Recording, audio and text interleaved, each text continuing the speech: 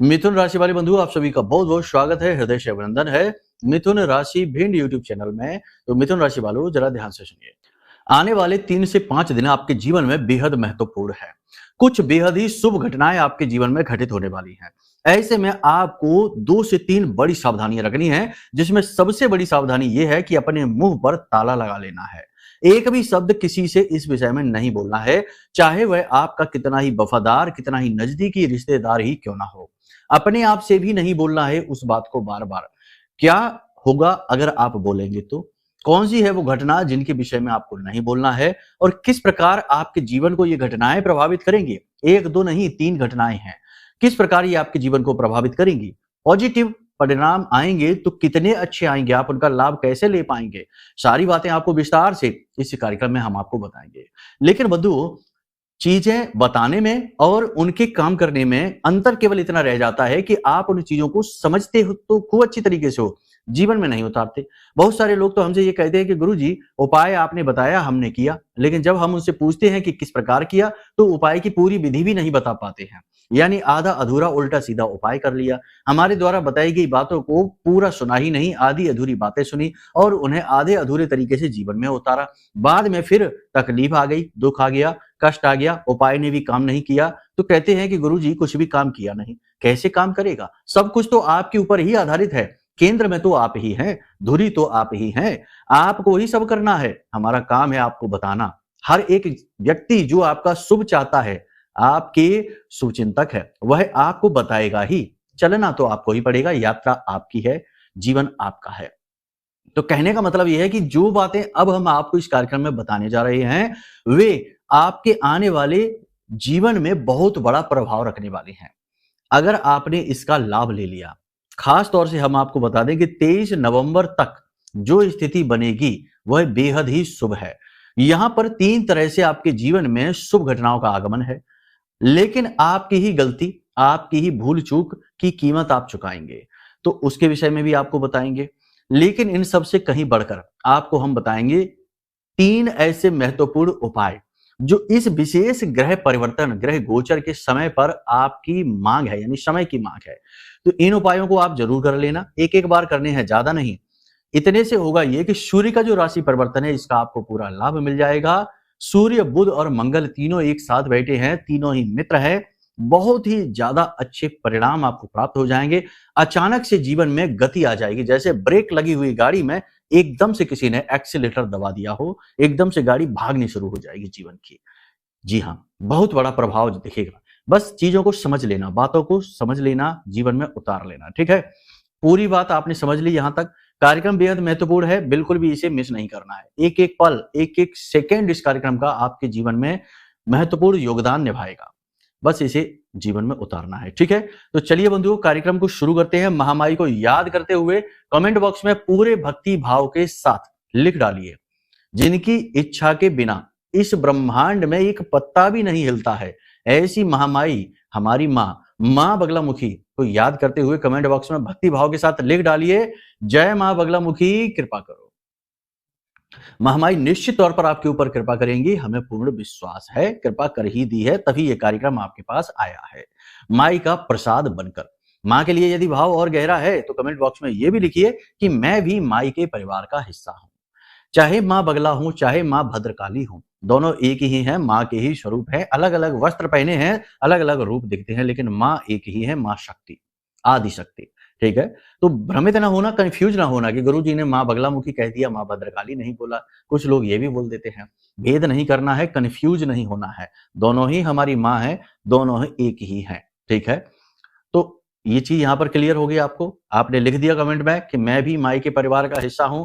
अब अपने मूल विषय को शुरू करते हैं। बात करते हैं भविष्यवाणियों की, 5 बड़ी भविष्यवाणियों की। जय माई की। बंधुओं, ज्योतिष और तंत्र विद्या के क्षेत्र में आचार्य अमित एक जाना माना नाम है।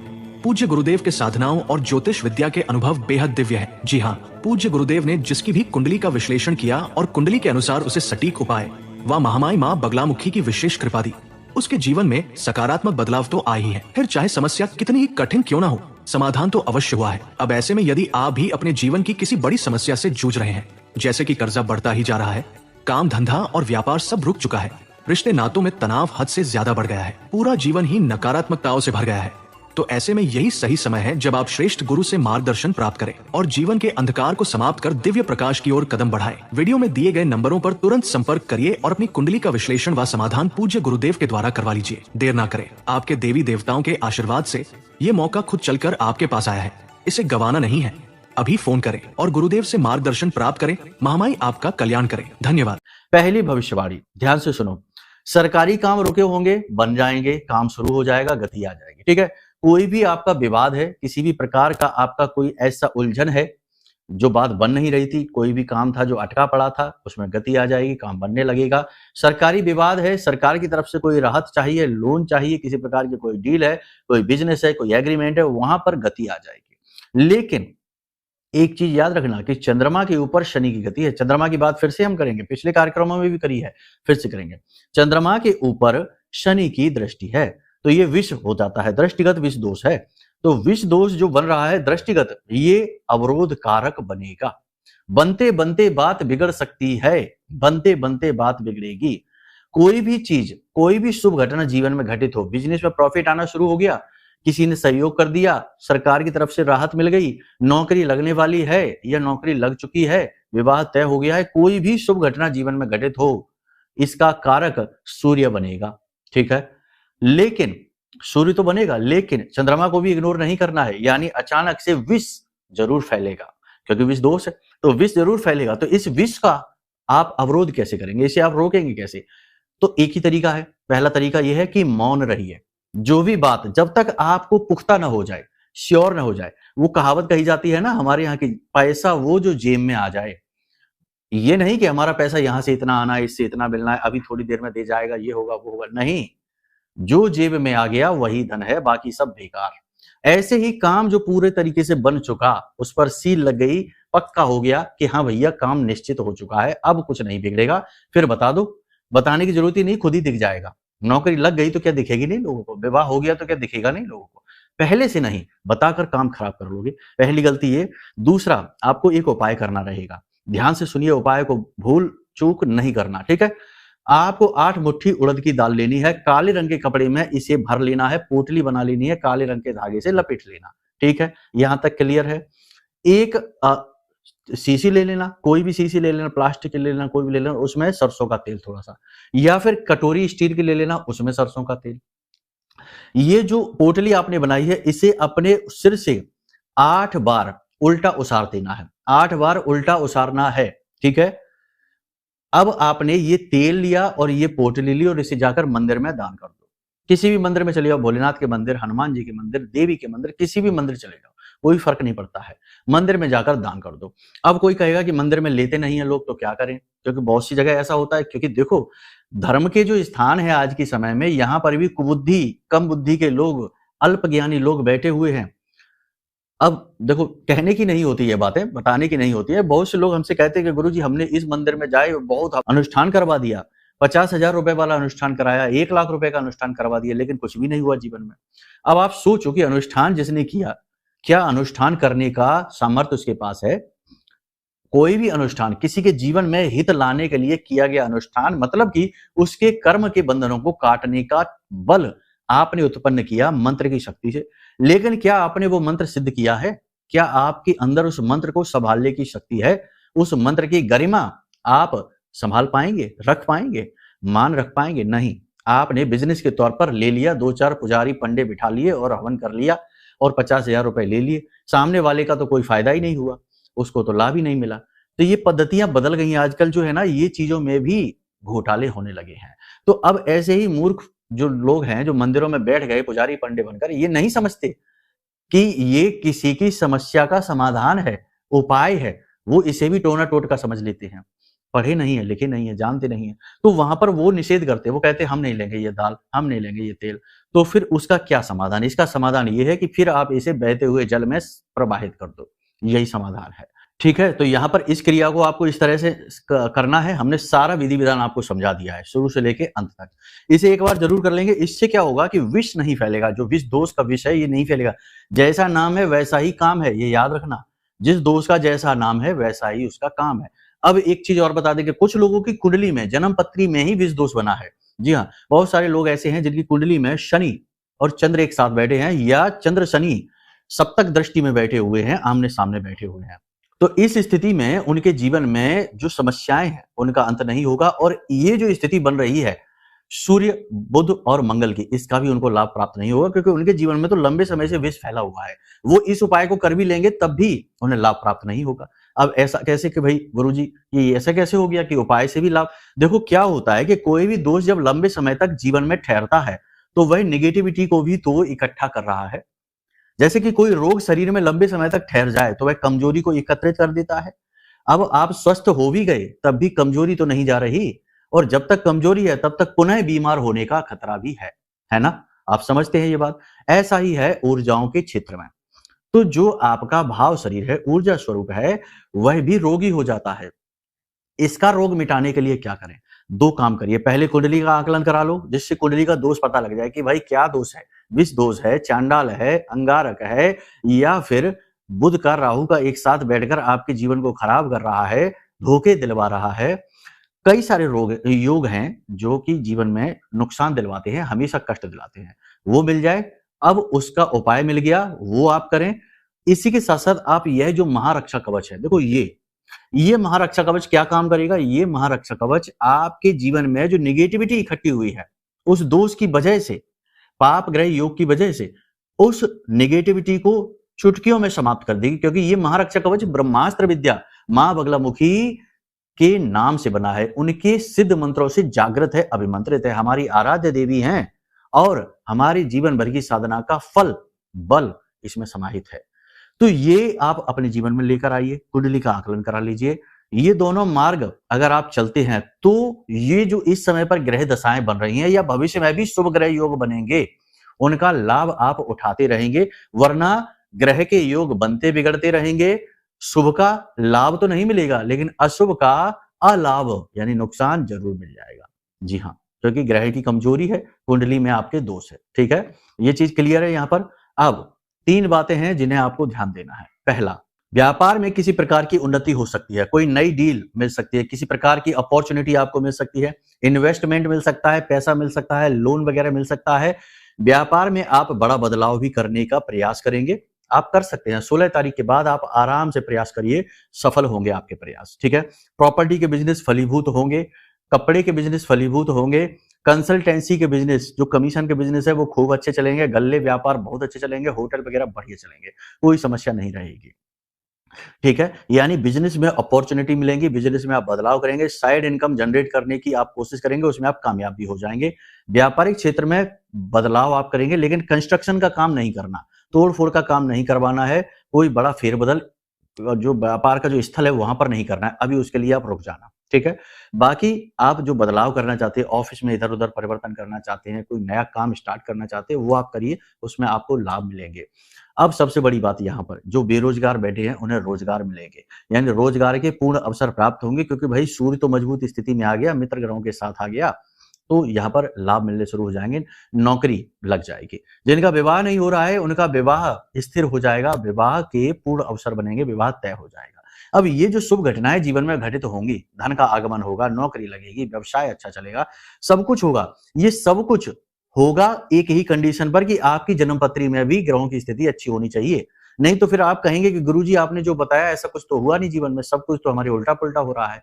तो ये आपकी जन्मपत्री का दोष है। ठीक है, दूसरा कि जो भी कुछ आपके जीवन में अच्छा होना शुरू हो जाए तो उसमें आपकी व्यवहारिकता का भी तो योगदान है। आपका व्यवहार आचार, आपका रहन सहन भी तो प्रभाव डालेगा। तो आपको अपने रहन सहन को शुद्ध बनाना है, अनुशासन के नियमों का पालन करना है, समय से सोइए, समय से जागिए, सूर्योदय से पहले जाग जाइए और सूर्य देवता को अर्घ्य अवश्य दीजिए। ठीक है, सिर पर कपड़ा डाल के सूर्य देवता को अर्घ्य अवश्य दीजिए। अनुशासित रहिए और संतुलित रहिए। कोई भी ऐसा कार्य, ऐसी भाषा शैली, ऐसी वाणी नहीं बोलनी है जिससे कि किसी को दुख हो, कष्ट पहुंचे, किसी के दिल को नहीं दुखाना है, वाणी को असंतुलित नहीं करना है और ज्यादा जोश में नहीं आना है, एक्साइटमेंट नहीं बढ़ानी है कि भाई जरा सी किसी ने कोई बात बताई और एकदम एक्साइटेड हो गए, एकदम से समझ में नहीं आया, कुछ भी सोचा नहीं, बस कोई भी काम में कूद पड़े और बाद में नुकसान हो गया। तो जरूरत से ज्यादा एक्साइटेड नहीं होना है, ओवर कॉन्फिडेंट नहीं होना है, चीजों को पूरे संतुलन के साथ समझते हुए आगे बढ़ना है। ठीक है, यहां पर कुछ चीजें हम आपको बता दें जो घटित होंगी। पारिवारिक वातावरण में थोड़ी सी तनाव की स्थिति रहेगी, आपकी अनदेखी होगी, आपको इग्नोर किया जाएगा, लेकिन इसे दिल से नहीं लगाना है। ये दूसरों की दिक्कत है, आपकी नहीं है, आप में कोई दोष नहीं है, ठीक है? आपकी पॉजिटिव एनर्जी बढ़ेगी, आपके अंदर ऊर्जा का प्रवाह बढ़ेगा, आप सकारात्मकता का अनुभव करेंगे, आपको नई एनर्जी, नया जोश महसूस होगा, आप कुछ कर पाएँगे, इस बात की एनर्जी होगी। आप नई अप्रोच लगाएँगे, नए संबंध, नए संपर्क बनाएँगे, कॉन्टैक्ट बनाएँगे, जिनके आपको लाभ मिलने शुरू हो जाएँगे और जो नेगेटिविटी है आपके जीवन से अपने आप धीरे-धीरे कटनी-छँटनी शुरू हो जाएगी, आप खुश रहना शुरू हो जाएँगे। अंतर्मन में भले ही चाहे आपको थोड़ी-सी नेगेटिविटी का एहसास हो, लेकिन ऊपर से आपको सब कुछ ठीक लगेगा। एनर्जी बढ़ेगी, स्वास्थ्य बढ़ेगा, धन लाभ बढ़ेगा, ठीक है? ये चीज़ें होंगी, व्यापार ठीक चलेगा। सेहत भी ठीक रहेगी, कोई समस्या नहीं आएगी। बस एक चीज़ है, टेम्परेचर बॉडी का बढ़ेगा, बुखार आ जाएगा। टेम्परेचर इसलिए बढ़ेगा क्योंकि सूर्य मंगल साथ हैं कुंडली में, ये टेम्परेचर बढ़ाने का कार्य करेंगे, दोनों अग्नि के कारक हैं। पानी ठीक-ठाक तरीके से पीना है, खाने-पीने का ध्यान देना है, यात्रा होगी, यात्राओं पर जाएँ, अपने स्वास्थ्य का विशेष ख्याल रखें। यात्रा अवश्य होगी, कोई समस्या नहीं है। किसी प्रकार की धार्मिक यात्रा पर जा सकते हैं, किसी खास मित्र के साथ टूर पर घूमने-फिरने भी जा सकते हैं। यहाँ तक कोई दिक्कत नहीं है। दाम्पत्य जीवन में थोड़ी-सी निराशा होगी, कहीं न कहीं थोड़ी-सी नेगेटिविटी रहेगी। जीवन साथी आपके मन को नहीं समझेंगे और आर्ग्यूमेंट होगी, थोड़ी बहुत बहस हो सकती है। थोड़ा-सा यहाँ पर आपको समझदारी दिखानी होगी, आपको झुकना होगा, दबना होगा, ठीक है?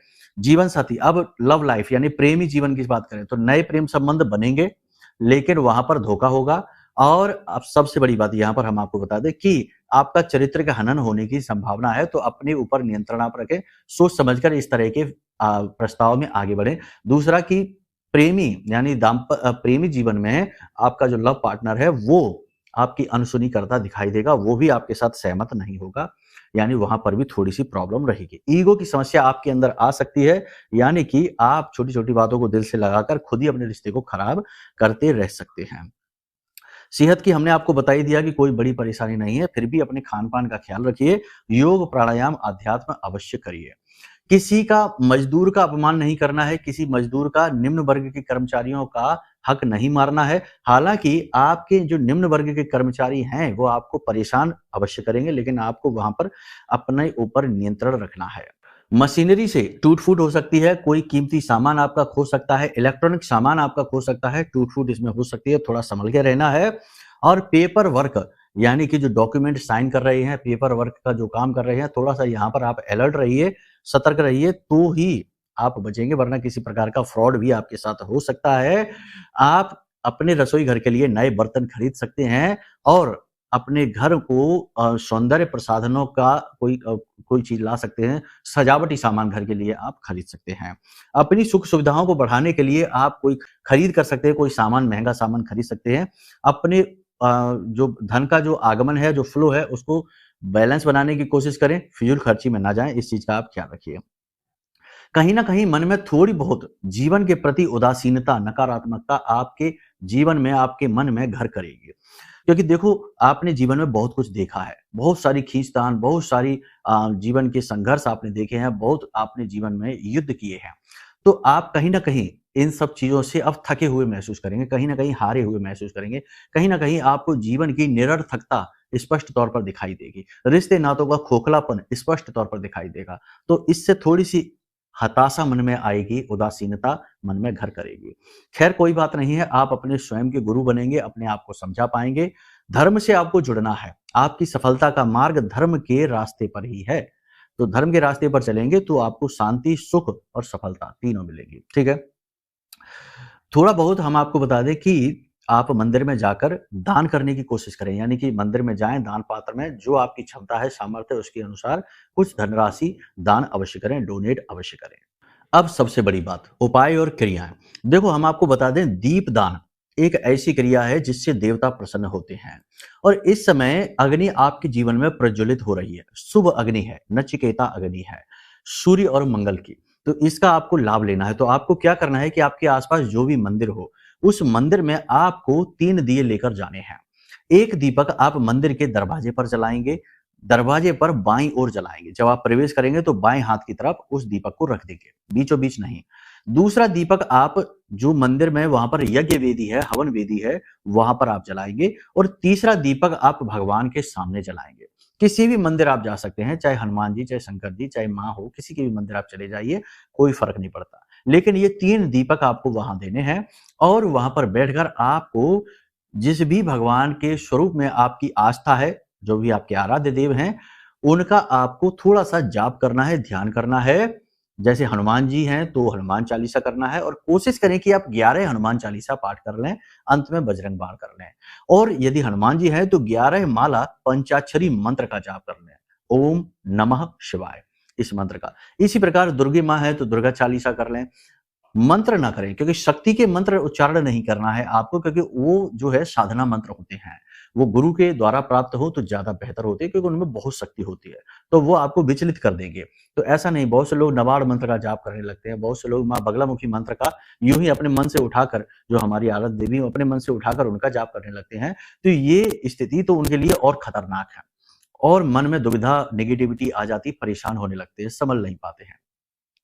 तो ये दीपदान की क्रिया है, इसे आप अवश्य करिए। साथ ही साथ मंगल को अनुकूल बनाने का और बुध को अनुकूल बनाने का बड़ा सरल उपाय है, इसे भी आप जरूर कर लीजिए। केले लीजिए, 5 से 7 केले लीजिए, दोनों तरफ उनमें शहद लगा लीजिए, आगे तरफ और पीछे की तरफ तोड़ लिए, दोनों तरफ केले में शहद लगा लिया। अब इन केले को आप गाय को खिला दीजिए। गाय को नहीं खिला सकते तो बंदर को खिला दीजिए, बालकों को खिला दीजिए, लड़कियों को नहीं, लड़कों को, ठीक है। बस इन केलों को आप खिला दीजिए, इससे आपका मंगल और बुध अनुकूल हो गया। सूर्य के लिए हमने आपको बता ही दिया है। पिता का सम्मान करिए, पैर छूकर आशीर्वाद लीजिए, पिता को कुछ उपहार अवश्य दीजिए, सफेद रंग की कोई चीज देना, और पिता के समान जो उनकी उम्र के लोग हैं उनके भी पैर छूकर उनसे आशीर्वाद लीजिए, और किसी भी प्रकार से उनसे कोई असभ्यता ना हो। अपने पुरखे पूर्वजों का भी अपमान आपको नहीं करना है, अपनी वाणी को संतुलित रखना है। जो चीजें आपके जीवन में अच्छी घटित होनी शुरू हो, उनके लिए चुप हो जाना है, मौन हो जाना है, शांतिपूर्ण प्रयास करने हैं। आपके जीवन में शुभ समय की शुरुआत हो रही है। माई आपके जीवन में बहुत कुछ लेकर आने वाले हैं। आपके आराध्य देव, आपके इष्ट देव आपके जीवन में खुशियां लेकर आएंगे। एक और खास बात कि आपको अपने इष्ट देव के बारे में पता अवश्य होना चाहिए। इष्ट देव आपके वो देवता हैं जिनकी आपने कई जन्मों से पूजा की है, साधना की है। उनके बारे में आप कैसे जानेंगे? ये आपकी कुंडली देखकर ही बताया जा सकता है। कुंडली के कुछ विशेष सूत्र हैं जिनसे पता लगता है, क्योंकि कुंडली आपके पिछले जन्म का और आने वाले जन्म का भी लेखा जोखा बताती है। तो इष्ट देव के बारे में भी जानें और उनकी भी पूजा अवश्य करें, क्योंकि उनकी पूजा करना आपके लिए बहुत लाभदायक होगा, बहुत जल्दी फलित हो जाएगी। तो इष्ट देव का आप पता लगाएं और अपने जो भी आराध्य देव हैं उनकी आप पूजा पाठ करिए, भावपूर्ण रहिए। आपके जीवन में सब कुछ शुभ ही शुभ होगा। तो उम्मीद करते हैं सारी बात आपने समझ ली है। अब अपनी वाणी को हम यहीं विराम देंगे और माई से कामना करेंगे कि आपके जीवन में जो शुभ समय की शुरुआत हो उसका पूरा लाभ आपको प्राप्त हो। अब भी अगर मन में कोई संशय है, शंका है, तो कोई बात नहीं है, कुंडली का आकलन करा लो। हम आपकी कुंडली का आकलन करने के लिए तैयार हैं और गारंटी देते हैं कि इसके बाद जब आप कुंडली आकलन कराएंगे और यह जो महारक्षा कवच है माई का, जो हमारी माँ है, आराध्य देवी है, हमारी माँ बगलामुखी है, इनका सिद्ध रक्षा कवच आप मंगा लेंगे तो हम गारंटी देते हैं आपको कि फिर 100% जीवन आपका बदलेगा, चाहे कैसी भी स्थिति में आप क्यों ना हो। ठीक है, तो चलिए बंधु, वाणी को यहीं विराम देते हैं। प्रेम के साथ, भाव के साथ बोलिए जय माई की, जय माँ बगलामुखी। हमारे प्रिय और परम पूज्य आचार्य जी ने अपनी साधनाओं के अनुभवों पर आधारित शक्तिशाली उपाय और क्रियाओं के माध्यम से हजारों लोगों के जीवन को पूरी तरह से बदला है। आचार्य जी के द्वारा बताया गया हर एक उपाय इतना सटीक और कारगर होता है कि जो भी इसे पूरे भाव के साथ कर लेता है उसे साक्षात महामाई की कृपा और आशीर्वाद प्राप्त हो जाती है। इसलिए निसंकोच इन उपायों को पूरे भाव के साथ करिए, आपका कल्याण होगा। जय माई की।